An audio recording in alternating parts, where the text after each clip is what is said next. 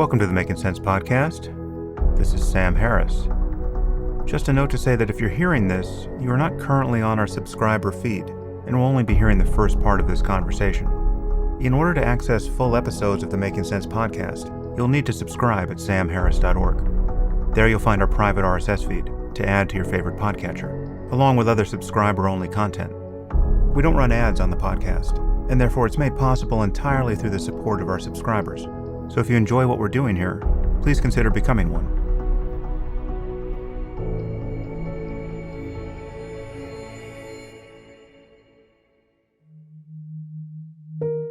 Welcome to the Essential Sam Harris.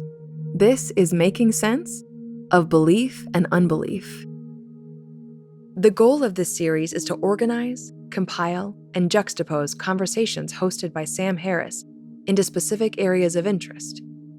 This is an ongoing effort to construct a coherent overview of Sam's perspectives and arguments, the various explorations and approaches to the topic, the relevant agreements and disagreements, and the pushbacks and evolving thoughts which his guests have advanced. The purpose of these compilations is not to provide a complete picture of any issue, but to entice you to go deeper into these subjects. Along the way, we'll point you to the full episodes with each featured guest, and at the conclusion, we'll offer some reading, listening, and watching suggestions which range from fun and light to densely academic. One note to keep in mind for this series: Sam has long argued for a unity of knowledge where the barriers between fields of study are viewed as largely unhelpful artifacts of unnecessarily partitioned thought. The pursuit of wisdom and reason in one area of study naturally bleeds into and greatly affects others. You'll hear plenty of crossover into other topics as these dives into the archives unfold. And your thinking about a particular topic may shift as you realize its contingent relationships with others. In this topic, you'll hear the natural overlap with theories of moral and political philosophy, free will, artificial intelligence, consciousness, death and spirituality, and more. So, get ready. Let's make sense of belief and unbelief. If there's a central fulcrum to consider for Sam's overall interests and efforts, it may very well be this concept of belief, questioning the nature of it, considering the power of it, probing the fragility of it, exploring the absence of it, distinguishing it from other types of knowledge conjecture, and trying to describe it physiologically. We could use an examination of belief as the entryway to just about any of the episodes in the entire catalog of Making Sense. But to avoid such wayward meandering through the archives, let's take a quick look at the map that we'll be using here. We're going to start with 3 interviews of women who left faith systems under different circumstances. Each of these women are now engaged with different levels of advocacy, and all of them have their own opinions and frustrations with what they see as a cowardly or hypocritical attitude when it comes to the promotion of universal human rights and the political sanctity of religions. You'll also hear Sam's full-throated agreement on many of those observations and critiques. We'll then take a turn towards the conceptual, philosophical, and existential concerns of religion and belief. This turn will take us towards Sam's brand of atheism, which moves quickly towards his interest in selflessness and meditation, as being intertwined with what religions are claiming to have on offer. Then we'll take a step further away from the personal and let Sam and a guest play around with ideas of epistemology, or the frameworks for understanding how we know what we know. And finally, we'll come back and do something slightly different in this compilation. We'll borrow a few important moments from Sam's career which are not directly from the Making Sense archive. These will be 2 excellent audience questions from live events that echo familiar responses and concerns regarding Sam's advocacy of atheism. So let's start there briefly. Sam's atheism. We are really prisoners of literature right now. We are constrained to talk either explicitly about these books or in some vague conformity to these books. Every person in this room has more access to information and scientific knowledge and just what is now basic common sense than the authors of the Bible and the Quran.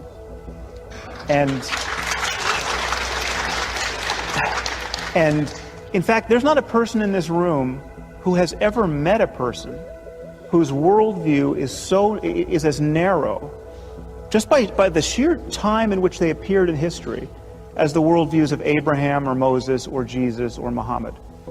And until we grapple with that fact and honestly commit ourselves to a 21st century conversation about the possibilities of human well-being, we're just going to be at sea, and we're going to be trying to figure out whether we should pass laws about gay marriage, and whether we should ban blasphemy at the UN, and whether we should allow newspapers to print cartoons about the Prophet Muhammad. And we're going to just be bewildered by the relentless certainties of people who are obviously lying to themselves. From time to time, new listeners are taken aback to hear just how deep Sam's distaste for religion runs, and how hostile he can appear to be to it. Sam's public career began in earnest with the publication of a book called The End of Faith, which will be recommended reading for this subject. He's described this book as his direct response to the events of September 11th, 2001. While he may change phrasing in certain passages if he would rewrite the book today, his attitude of frustration with the shielded, protected status of faith systems, at least in the U.S. at the turn of the century, would not be any less fierce. This book hit the shelves alongside Richard Dawkins' The God Delusion, Christopher Hitchens' God is Not Great, and Daniel Dennett's Breaking the Spell. All of the books were successful and launched what became informally known as the New Atheist movement. There are several vague definitions floating around, but Sam thinks of it as a renewed public effort to push back against the special status of religion, given an interconnected, technological world quickly raising the stakes of the persistence and perpetuation of bad ideas, as exhibited by 9/11. New atheism's most controversial impulse was also showing little hesitation to speak about individual belief systems as causing specific and distinguishable levels of threat and danger. Sam and the New Atheists took a stance that all religious belief systems are philosophically harmful, but that it is only honest and politically prudent to notice the specific political and social consequences that each system presents.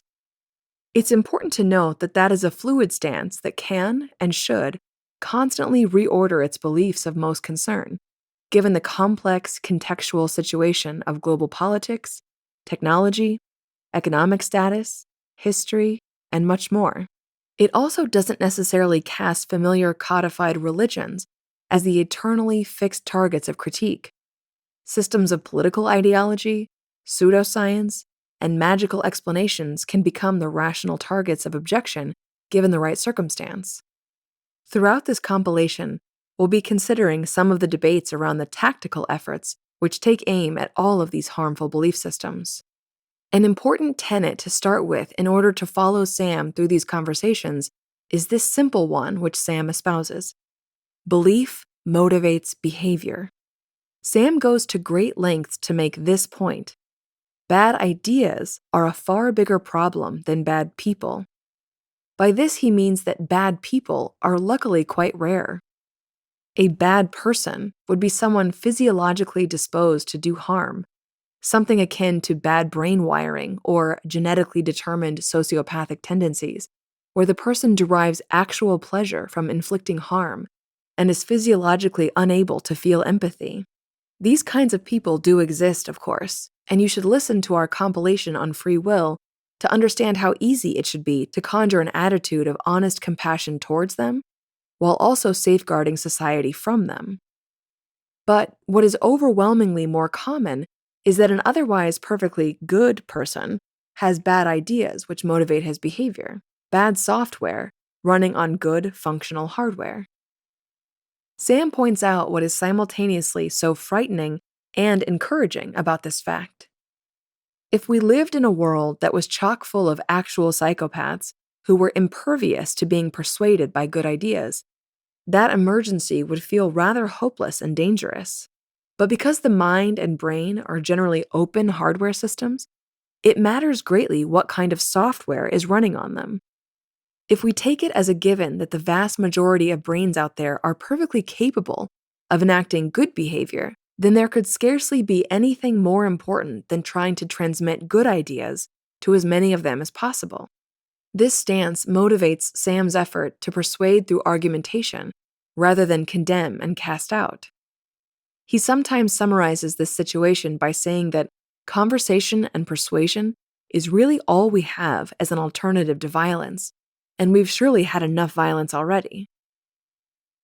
This doesn't discount the truth of an enormously regretful necessity of violence when the situation forces your hand. But that complicated point is best explored in our compilation on violence and pacifism. With that groundwork under us, let's go to our first clip. As we mapped out, this clip will be a personal story of shedding a religious belief system. And as we wanted to make sure to flag, it is only a very small aspect to an otherwise rich and full story. So our encouragement to seek out the full conversations after hearing these clips is especially urged here. One of the different strategies of persuasion which is sometimes deployed by someone who is convinced that religious belief is a dangerous hindrance could be called militant atheism. While none of these persuasion strategies have firmly agreed upon definitions, this concept of militant atheism might be most clearly exhibited by the work of Christopher Hitchens. He used sharp and relentless ridicule and attack aimed squarely at religious belief and institution. This attitude is certainly not for everyone, given its aggressive messaging and sometimes jeering tone. But we're about to hear someone's story that started with the intended defensive and retreating response that militant atheism can instigate, and eventually led to her taking a closer look at the charges coming her way. After failing to mount an adequate response, she was moved to reassess her belief system.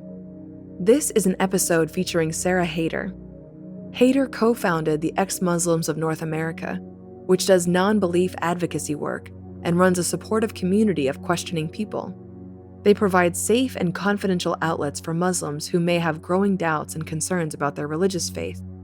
But for our purposes here, we're going to listen to her teenage encounters with militant atheism and her subsequent personal journey.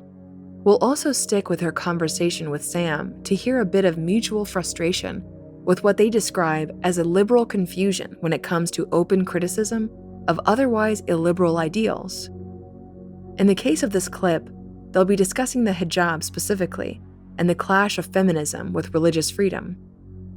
This conversation is from 2017, and there will be some political references and cultural touchstones mentioned from that news cycle. This is Sarah Hairder from episode 81, Leaving Islam. Speak for a moment about your background and just how you came to be one of the founders of Ex-Muslims of North America. Sure. So I grew up in what I would consider to be a pretty liberal Muslim family. I didn't know at the time that my upbringing was so liberal relative to other Muslims. I only found out as I began to meet other ex-Muslims about what their reality was to know how good I had it.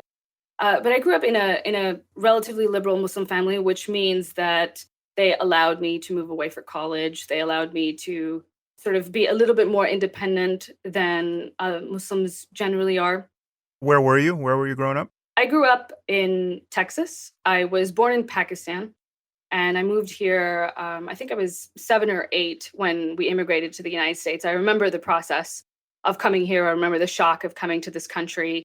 I actually remember the first time I saw a woman in public whose legs were exposed. It was a flight attendant when we stopped in Europe on our way to America. And I remember the shock. I remember feeling, not really understanding what I was looking at and not really understanding that this was going to be a norm in America. Interesting. So when did you realize that you were a bit of an outlier in terms of your family environment with respect to religion? I think most atheists would say this, and that's how I do identify as an atheist, that we were always sort of questioning. There were always sort of problems with religion, and I had them from an early age, but there was always ways for me to justify religious traditions that I may have found problematic. Until I got to be a little bit older. I was in my mid-teens when I really started looking at the religion in a really critical way. I started actually reading for myself the Quran and finding that there were problematic verses and things that didn't really make a lot of sense to me. And the more that I looked into it, the less that it made sense. And I actually encountered quite a few militant atheists, and this is why, even to this day, I don't think that militant atheism is such a horrible thing, because it does push people like me to look into their faith, if only for the reasons that that we want to defend it. And that is what happened to me. That I knew some atheists, and they were giving me some questions, some probing questions, and I wanted to be able to defend my faith. So that was one of the reasons that I looked into it with such urgency, because I wanted to be able to defend it, and I found that there really wasn't much there for me to defend. Were these ex-Muslims or were these Westerners? These were Westerners. These were people who came from a Christian background and then left their faith, and then started pointing out the problems within Islam to me. And of course, I was offended. So this is something that people talk about a lot, that Muslims are offended when you talk about their faith in a critical way, and that's to be expected. And I was offended. I remember being offended, but that offense, it doesn't really mean anything. And in the longer arc of what we're talking about, which is truth. And of course, people will be offended if you talk about something that they hold so dear. But it did push me to look into religion. Well, the offense is really a symptom of not having an argument. I don't get offended if someone claims that my deeply cherished mathematical beliefs or historical beliefs are false, because either they have an argument or they don't, and just offense never enters into it. The fact that we're in the territory where someone only has their offense to wield shows that there's a problem intellectually. That's probably a part of it. At that time, when I was first being confronted with the problematic verse of the Quran, I didn't know it was possible. That seems ridiculous, and as I'm saying it, it sounds ridiculous. But I remember at that time not knowing. You just didn't know what was in the Quran at that point when you first had these conversations. Right. I didn't know exactly what was in it, and I didn't know that it was even possible to look at it in anything but as this extremely virtuous text. I didn't know that there was an interpretation like that out there. So when I first encountered it, it was quite shocking to me. You did an interview with Jeffrey Taylor, which was a great read, and you said one thing there that I wanted to read into this conversation. You said, "If Muslims feel they're being badly treated here in the United States, they can go to Muslim-majority countries. But where can a person like me go? I'm in the safest place I can possibly be, and yet I'm too afraid to tell people where I live. It's tragic for me that there's even a need for our organization." And that really does expose just how unique a position it is to be an ex-Muslim. You are in the safest place in the world to be if you're a Muslim, even, really. I mean, we can talk about the problem of anti-Muslim bigotry, but I think it is safe to say that most Muslims are safer in the U.S. than they are in most Muslim-majority countries, given how unstable and sectarian those tend to be. But for an ex-Muslim in the U.S. or in really anywhere in the West, I guess it gets worse once you go to Western Europe, there is this real concern about not being protected by any community. Right. And just to mirror your language, it's true that I believe it's true that most Muslims are safer in the West than they would be in a Muslim country. But more Muslims are safer in the U.S. than are ex-Muslims. Ex-Muslims are less safe in the U.S. Ex-Muslims are less safe in Western countries than your average Muslim. And I think that's a perfectly fair thing to say, and it should be extremely concerning. Yeah, and obviously you inherit all of the problems of, quote, Islamophobia, insofar as that is a problem. Having your name looking like someone who was born in Pakistan, you encounter the same bias or bigotry that any Muslim could be worried about going through an airport or in any other situation where that would become relevant. And yet you have this added concern, which I would argue is a far more pressing one, which is you have some percentage of the Muslim community that thinks what you're doing warrants a violent response. And you never know how big that percentage is or how much you're on their radar. And it bears repeating, this is unique to Islam. As badly behaved as Scientologists are when you take a good swing at that hornet's nest, they don't come and kill you. You know, they can make your life miserable. They can sue you. They can show up at your office with a crazed look in their eyes and video cameras pointed at you 18 hours a day. These are bizarre people who are in an especially bizarre cult, but they don't commit murders and they don't commit suicidal acts of terrorism. And so this is, again, anyone who wants to defend Islam against the unique scrutiny that it merits at this moment has to deal with this fact that, as I said before, you have a play like the Book of Mormon that becomes a Broadway hit, and the Mormons take out an advertisement in playbill, in reprisal, right? Their reaction is really adorable. There's not the slightest concern that Trey Parker and Matt Stone will spend the rest of their lives being hunted by religious maniacs. And yet, no one can even imagine staging such a play about Islam at this moment. And the reasons for that are patently obvious and yet everywhere denied by people who complain about, quote, Islamophobia. Right. I mean, I think if Islam could get to where Mormonism is today, that we would be in a much, much better place. And I think that in itself should be telling. The hijab is a good way to illustrate the extent to which liberals are confused about this issue, because as you pointed out, it's ridiculous to see the poster, I think Shepard Fairey poster of a woman in a hijab as part of the Women's March. And, you know, I understand why people on the left, why progressives have this tendency. I understand what they are trying to do, which is to stand for the freedom of religion for Muslims. And this is a laudable endeavor. This is something that I support. This is a tendency that I really love about the left. I like that they instinctively want to protect the little guy.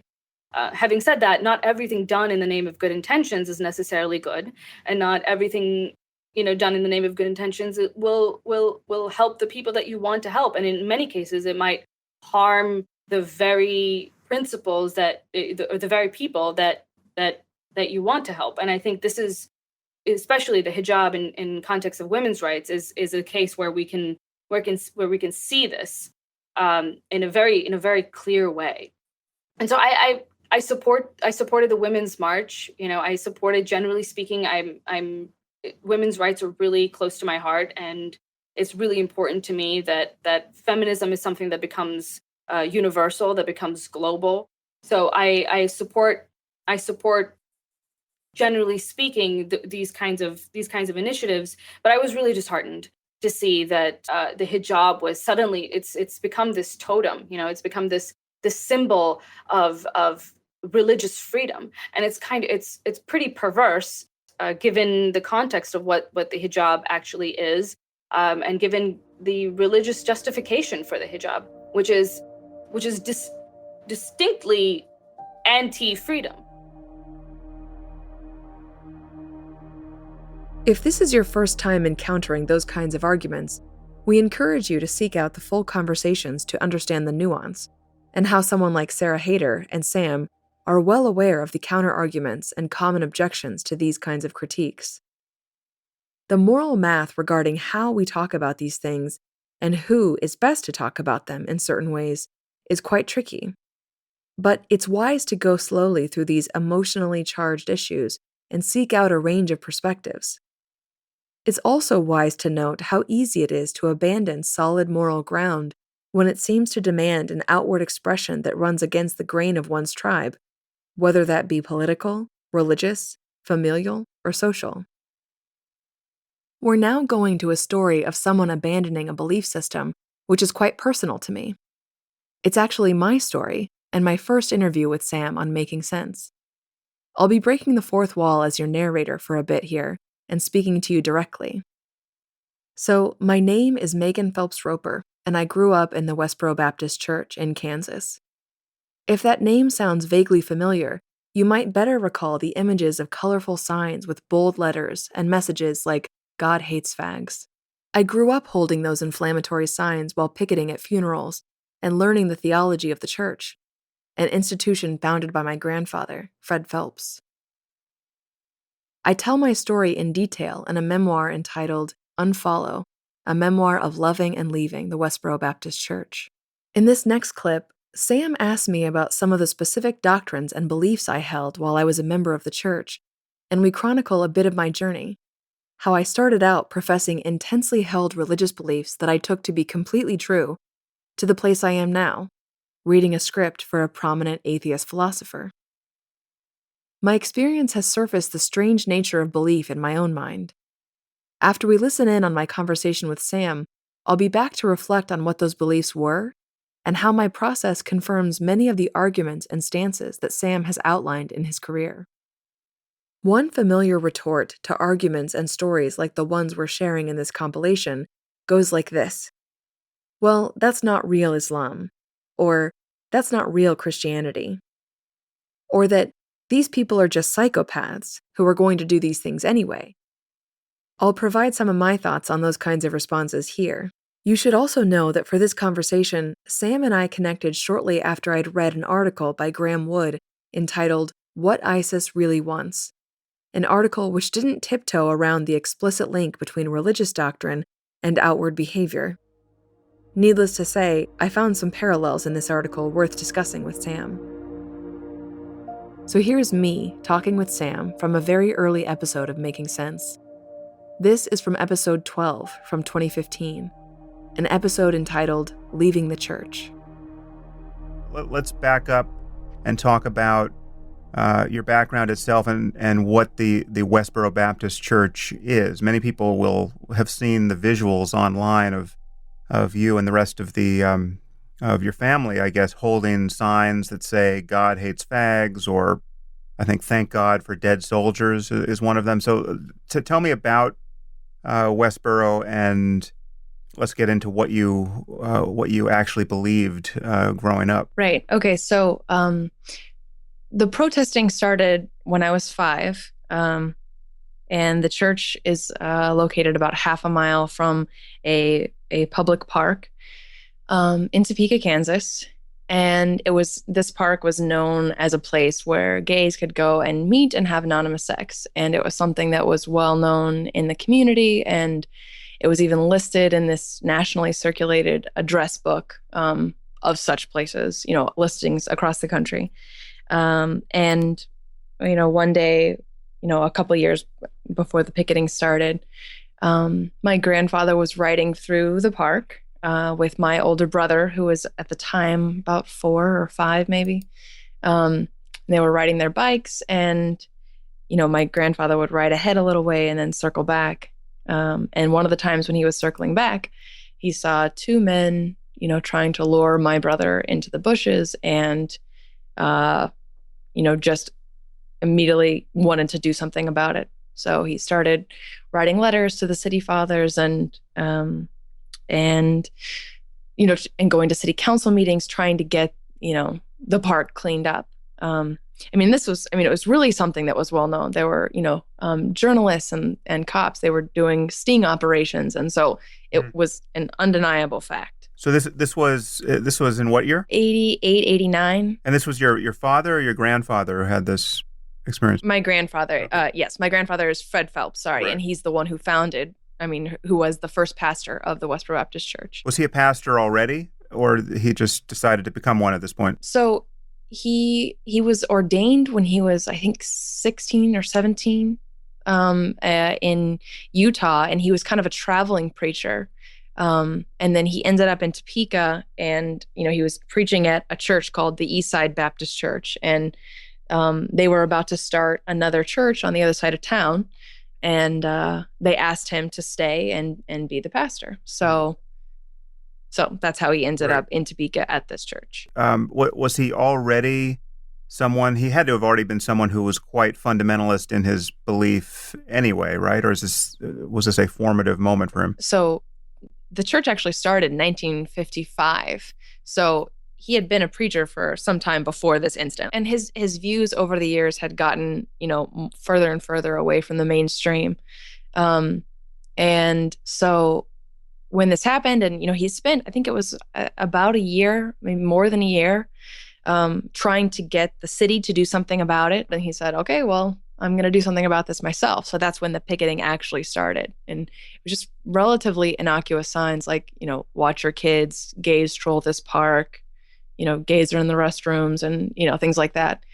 And the response, from the community, other churches started coming out to counter protests, saying things like God's love speaks loudest.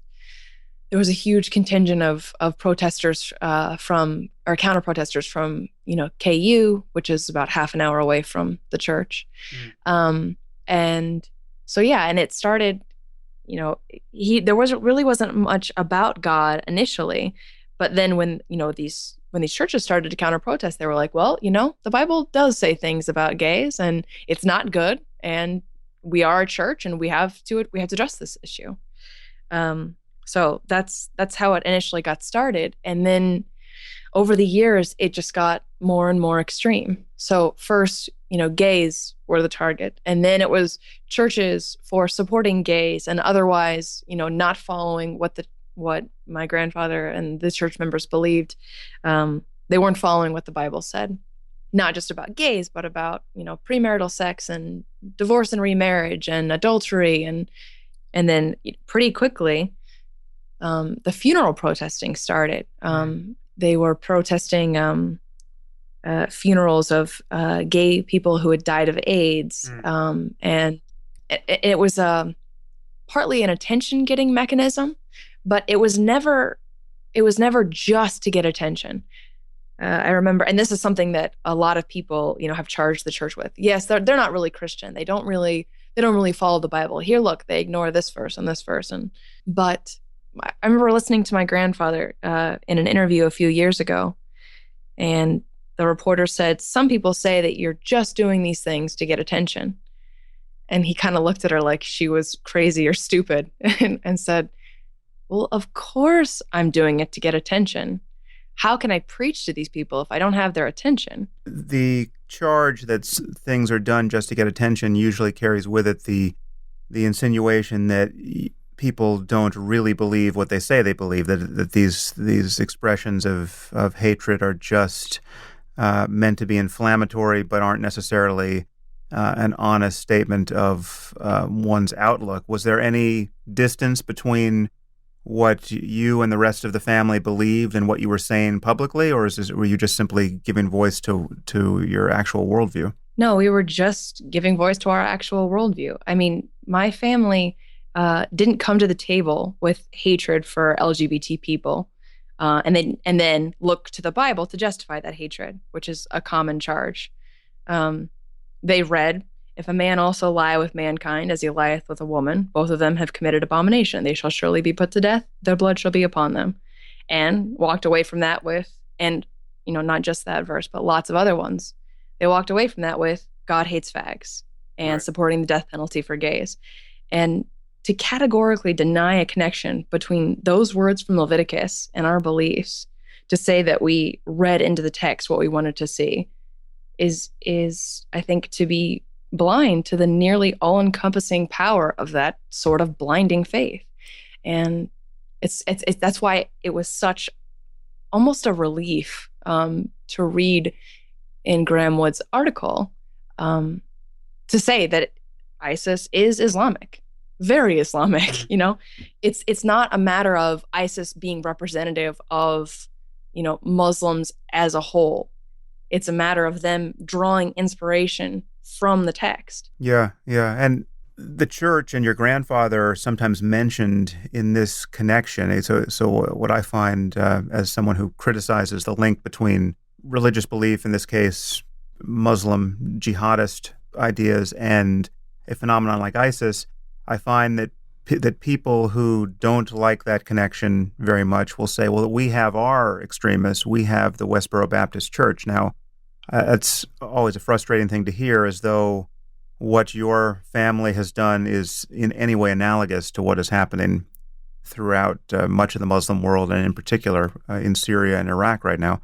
But your family's church is often held out as the most extreme variant of Christianity in the West, and in particular in the U.S.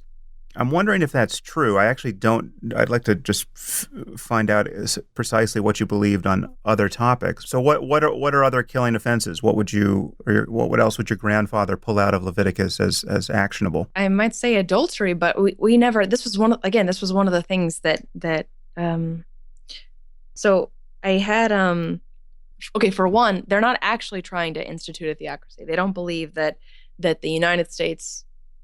They believe that the world is going to end, and that only a tiny remnant of humanity, which is to say the church itself, but only the true the elect of God.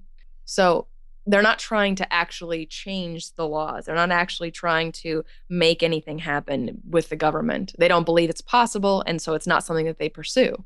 But that question about death penalty for fags, that was the very first point. The very first real question that I had about our theology. And when I say question, I mean doubt. The first thing I realized that we were wrong about.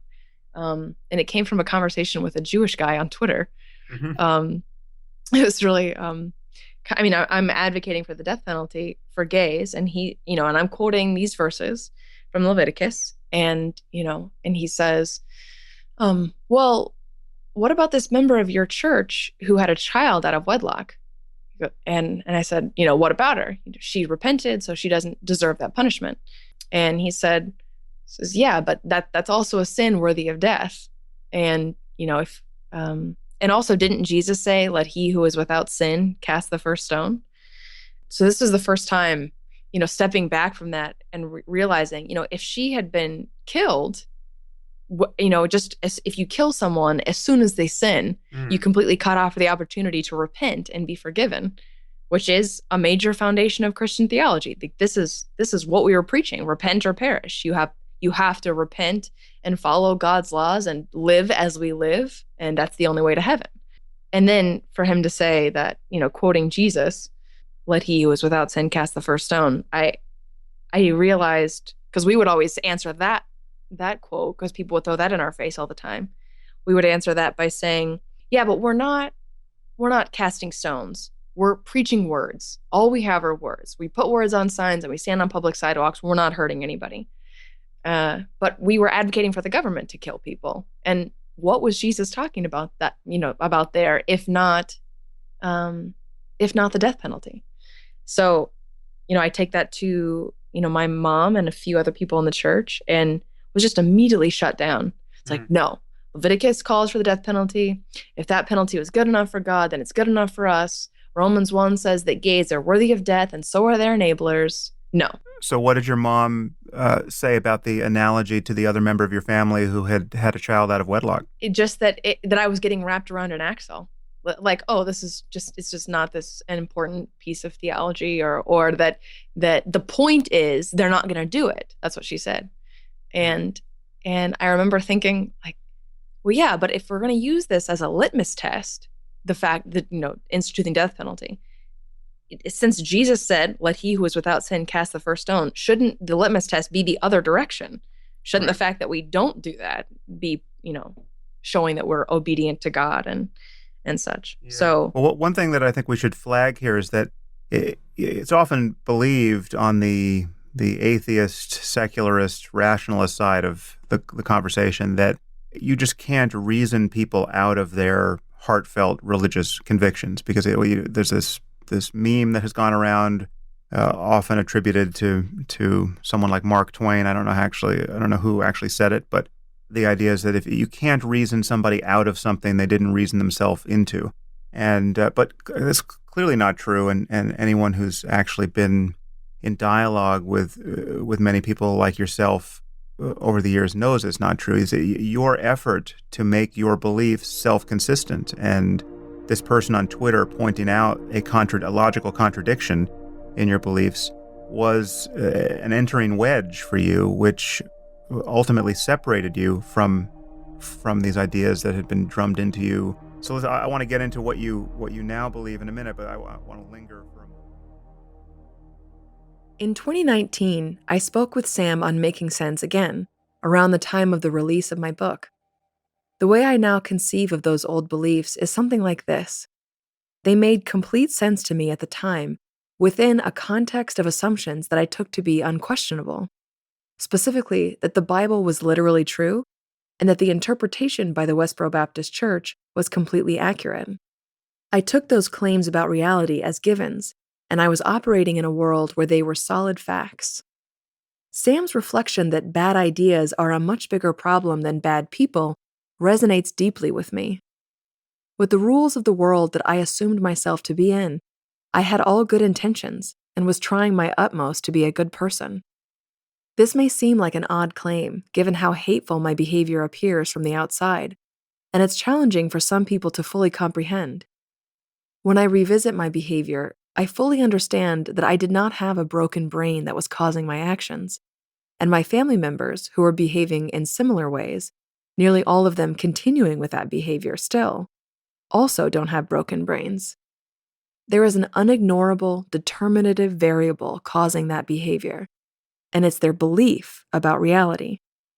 Now, of course, that belief is not the only variable resulting in their behavior. There are many complex psychological factors on the table. Things like loyalty to family, fear of ostracization, financial dependency, reactionary personalities, and so much more. But Sam emphasizes and insists that belief, and specific beliefs, must be acknowledged as causes of specific outward behavior.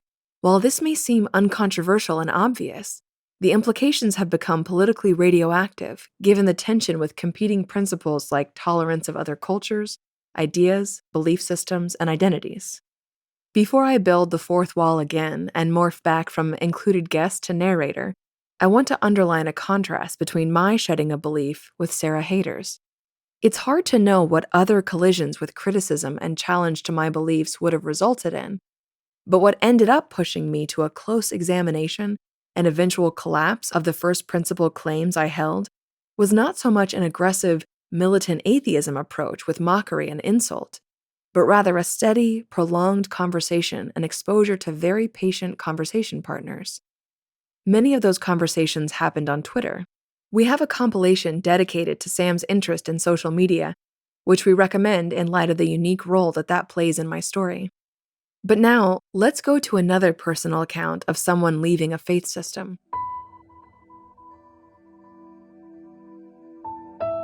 This account will give air to some of the psychological variables that we've alluded to that can entrench people in belief systems and religious ideology.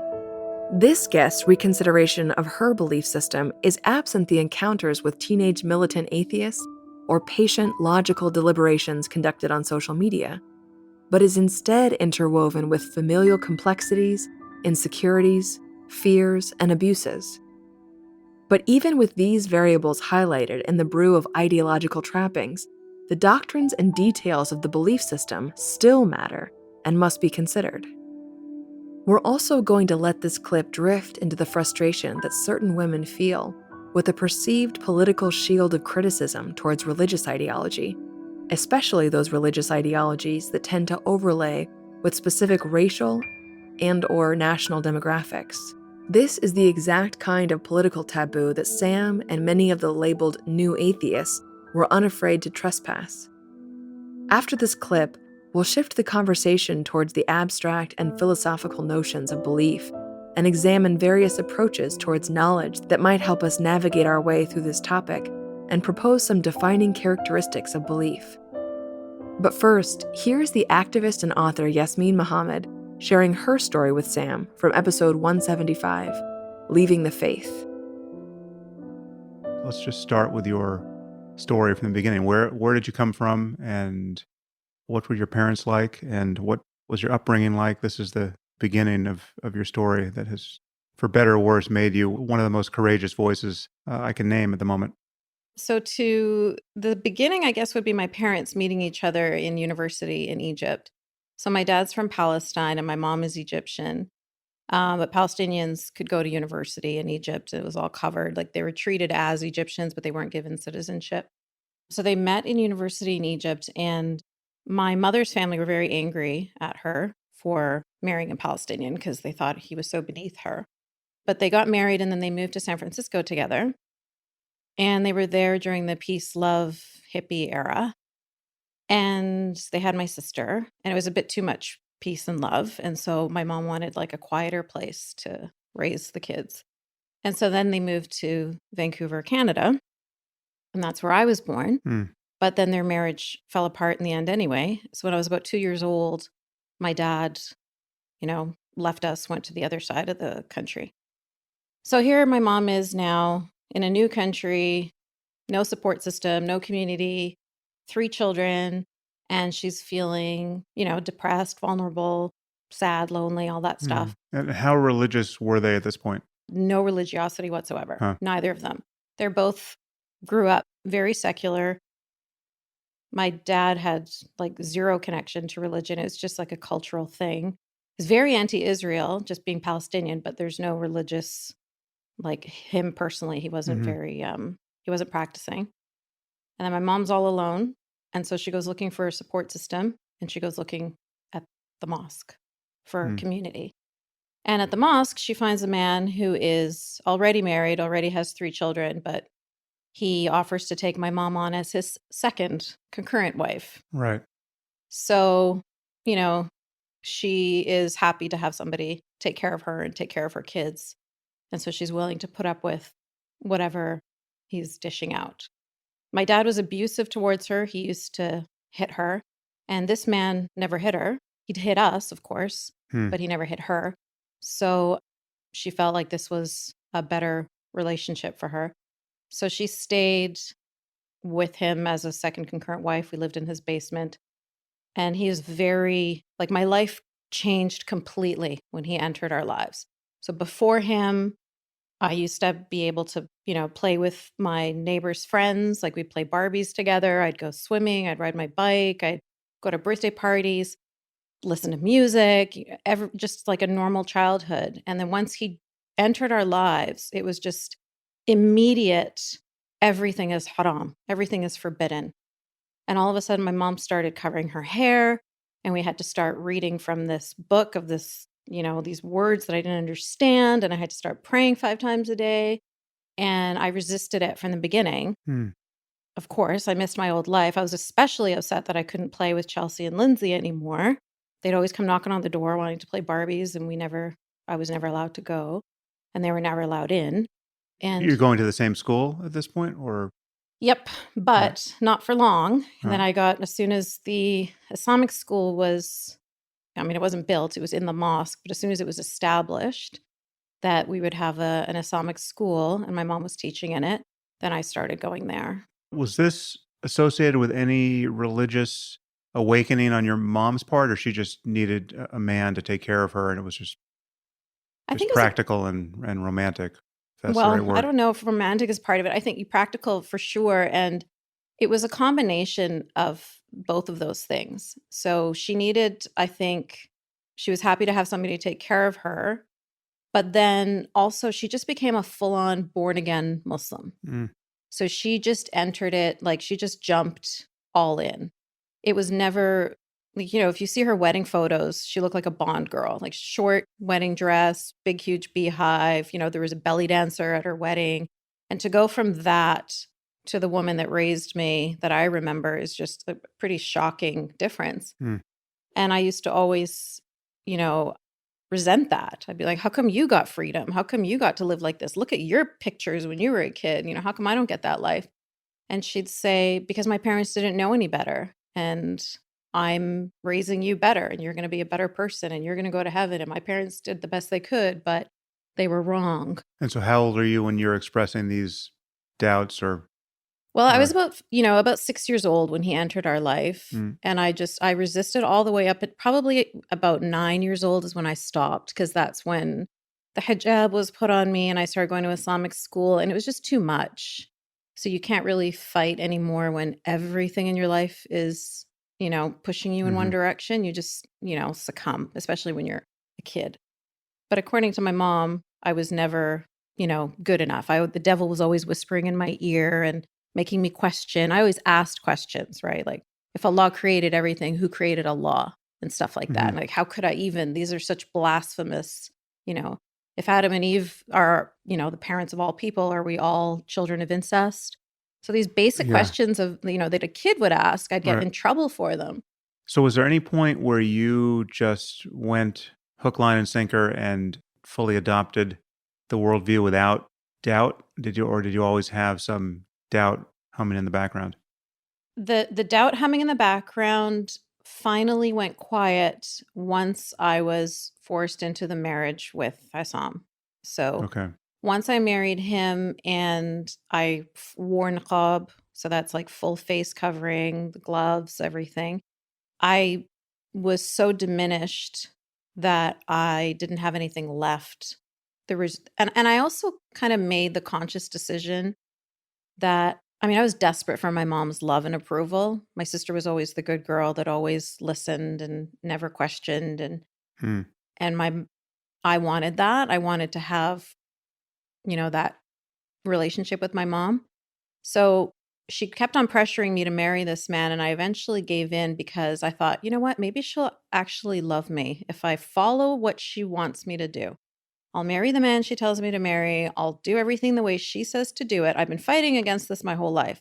What happens if I just let go and see if she's actually right? And how old are you at this point? So I'm 20.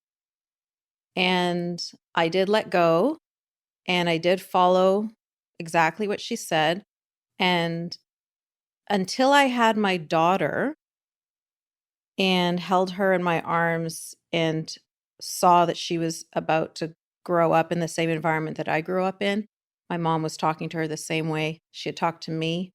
Her father was talking about FGM and her dying a martyr for Allah and things like that. And I'm like, okay, enough. I could maybe accept this world for myself, but I'm not going to accept it for my daughter. There's no way she's going to live this same life. And was he Egyptian? Yeah. Yeah.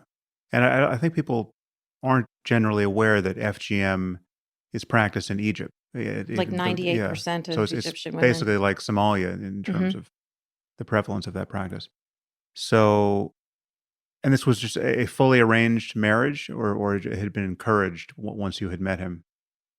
So it wasn't fully arranged in that I didn't know I was going to marry him my whole life. Sometimes people arrange marriages for their kids, like from the get-go. But it was definitely a forced marriage, which is a very common thing in the Arab world. So it's like, this is the man we want you to marry. And then you basically just get introduced to him. And the woman doesn't need to consent. Like in Islam, it says silence is consent. So if you just sit there and cry, it's like, okay, we're good. Yeah. You're now, that's like saying I do. And so it was, you get pressured into it in the same way you get pressured into everything else. So it's just like wearing the hijab, and you get given two choices. Like, do you want to go to heaven or do you want to go to hell? Do you want to be a good, pure, clean girl, or do you want to be a filthy whore? Like, these are your choices. Make the right choice. So forcing you into a marriage is similar kind of coercion. So it would be things like, there's a hadith that says, heaven is at the feet of your mothers. So your mother gets to decide whether you're going to go to heaven or not. So this was the one that was used all the time. And it's a very dangerous weapon for an abusive mother to have. So she would use that one. She'd say, you're never going to go to heaven unless I approve you to enter heaven. And if you don't marry this man, you will never go to heaven.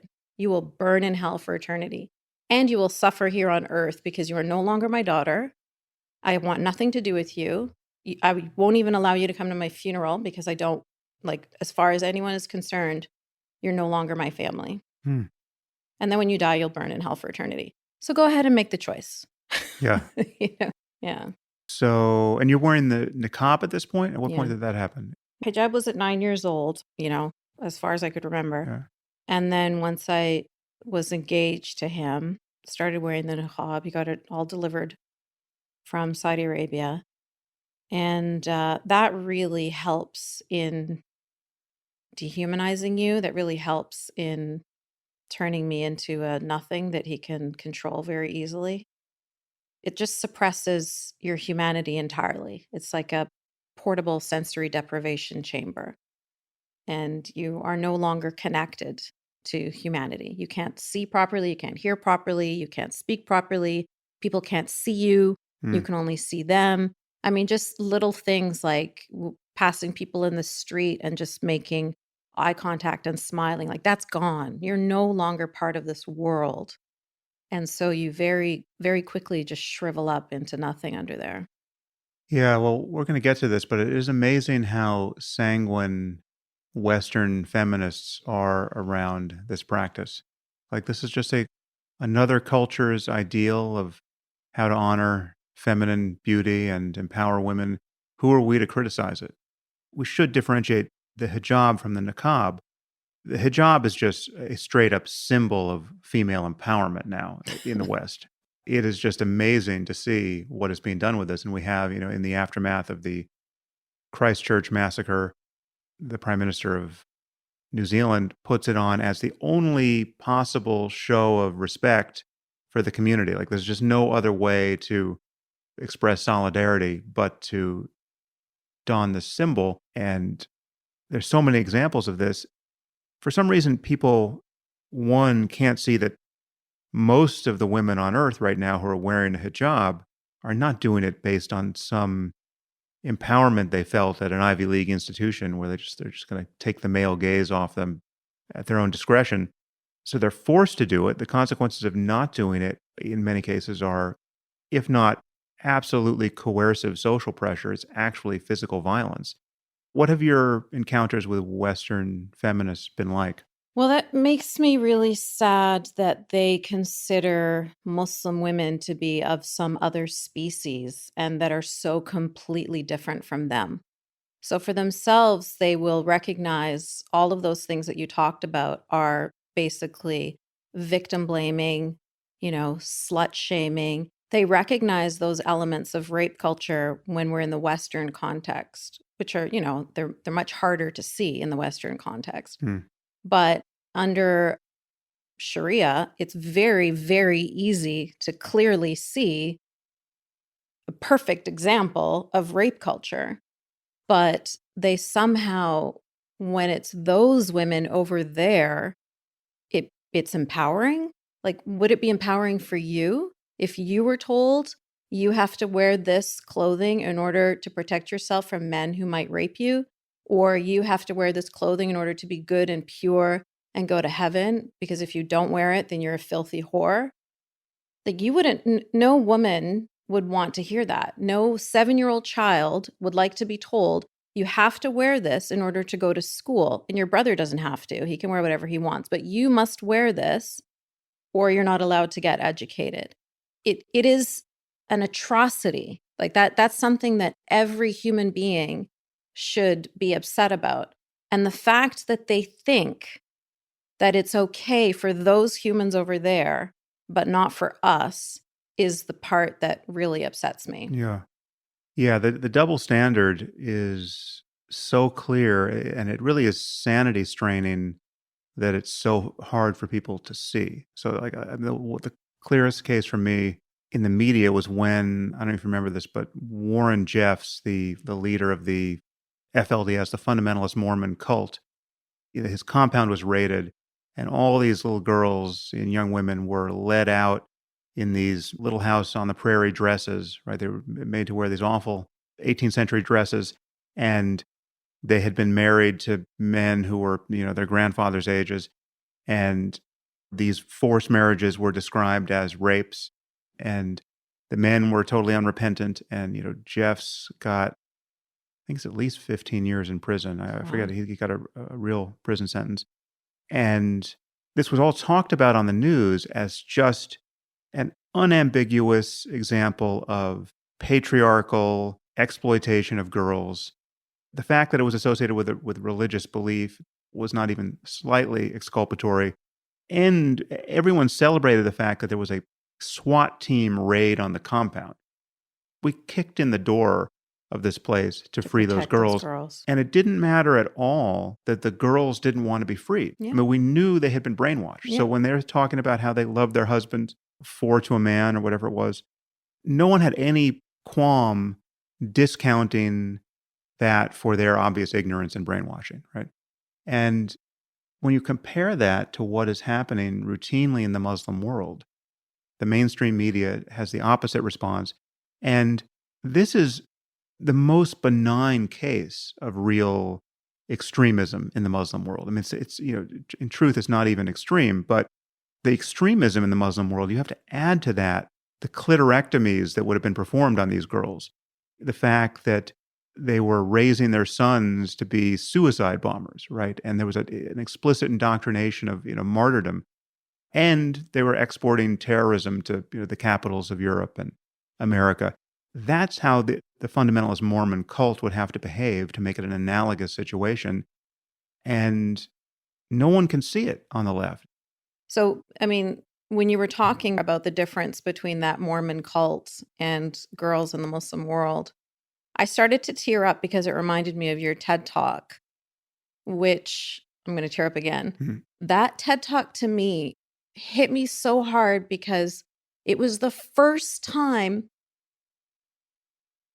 anybody in like media I'd ever heard somebody care about those girls the same way you would care about any other girls. Like the argument you were making in that TED Talk, like these girls in Afghanistan, why are they different than the girls from the Mormon cult?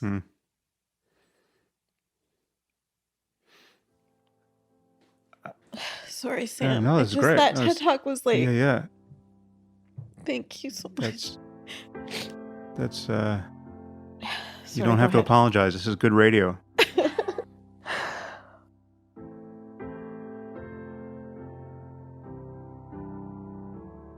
At the end of that clip, you heard Yasmine make reference to a TED Talk that Sam delivered. That talk compressed his argument against moral subjectivism, an argument he fully lays out in his book, The Moral Landscape. That topic is explored deeply in our compilation on morality, but you can appreciate how intimately it's related to the delicate issue of belief. If you'd like to continue listening to this conversation, you'll need to subscribe at samharris.org. Once you do, you'll get access to all full-length episodes of the Making Sense podcast, along with other subscriber-only content, including bonus episodes and AMAs, and the conversations I've been having on the Waking Up app. The Making Sense podcast is ad-free and relies entirely on listener support, and you can subscribe now at samharris.org.